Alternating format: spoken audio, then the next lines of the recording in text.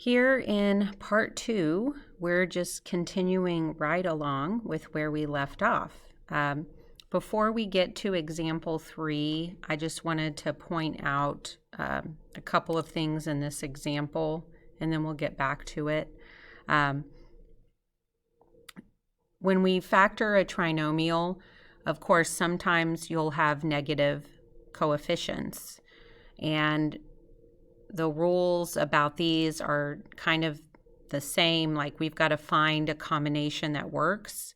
If you look here at the example, what's the factored form of this trinomial? We have to find something that multiplies to get negative 40, but adds to get negative 3. So again, if you look over here at the chart, they list factors of negative 40 and what their sum of those factors are. And it may be the difference in just that you move the negative from one term to the other. That might be all you need, but sometimes it's a completely different factor. So all of these factors here multiply to get negative 40, but as we can see, only 5 and negative 8 would give you a sum of negative 3, which is what we want. So we're looking for just the right combination. And on that note, let's go back here to example 3. We're looking for that right combination, and you can use a box if you would like to, but I'm not going to use it for this one. We're going to think about what would multiply to get a negative 36, but add to get a positive 9. Well, most people think of 6 times 6 when they think of 36, but we know that's not going to work because those don't add to get 9.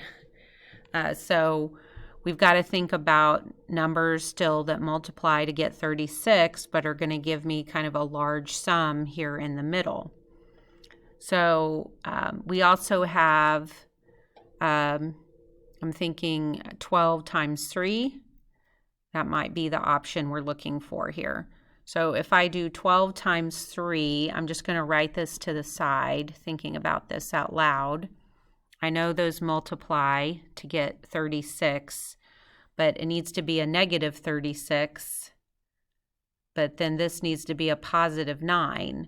So what I can do here is, let's think about this. If I make the negative or the 3 a negative, when I multiply those, I do in fact get negative 36. But when you add them, 12 plus negative 3 would still give you a positive 9. So there's the factors that are going to work for us. So when I write my answer, I will have, again, n squared. So I'm going to have n in one binomial and n in the other. And then again, the order of these doesn't matter, but the signs do. So if I say positive or plus 12 here, I'm going to say minus 3 here, because the sign has to go with that factor, that value. Okay, we can try a few more. I think there's a few more. Yeah, a couple more here. So in example 4, we're just continuing that, looking for that right combination. So here it applies to a geometric problem, though. A rectangle's area is this. So what are the possible dimensions of that rectangle?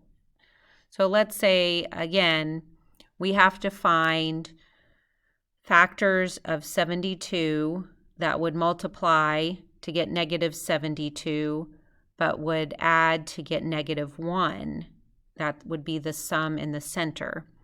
So you just want to think about combinations that would multiply to get 72, but add to get negative 1.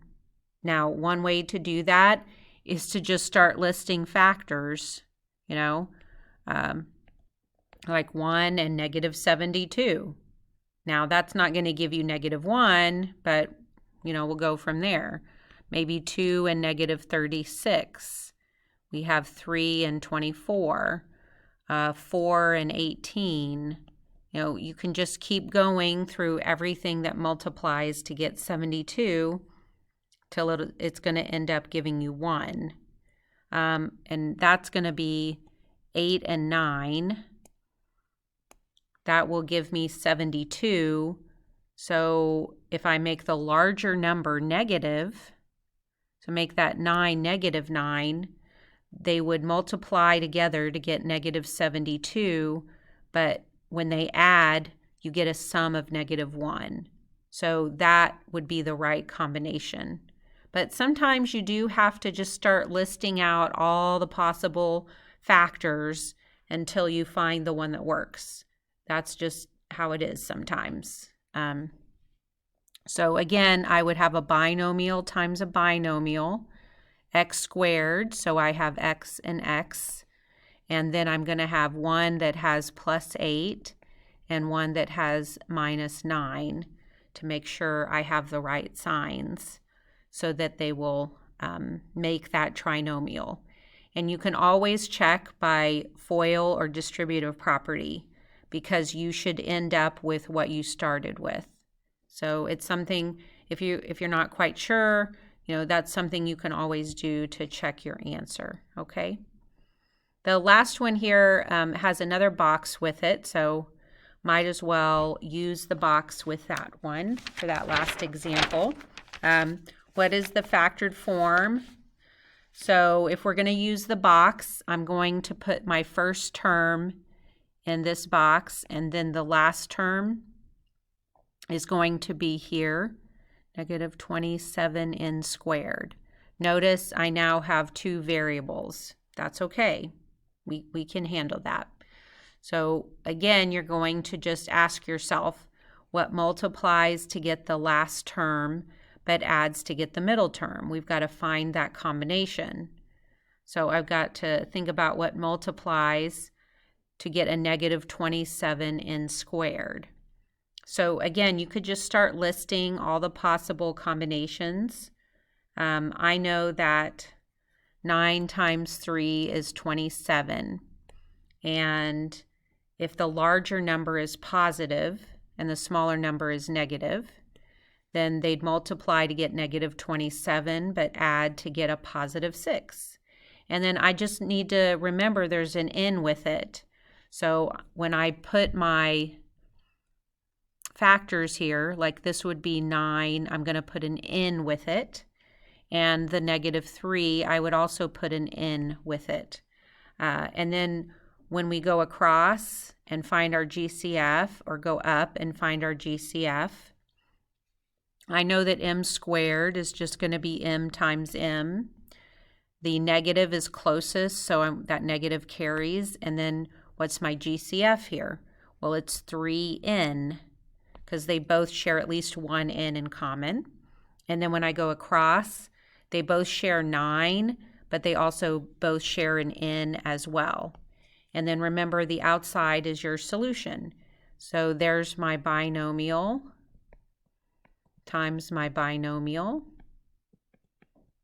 And I included the n, so we can have more than one variable and we can still factor that out, okay? So that's just taking it a little bit further in the process. So your job now, of course, is to get some practice with this, and we'll kind of spend a few days practicing it before we move on. I can't remember if we do that in this lesson, but in either case, we're going to spend quite a bit of time factoring, so don't think this will be your only chance to practice, okay? So look on the website to get the problems and the page numbers, okay? And I will see you guys later.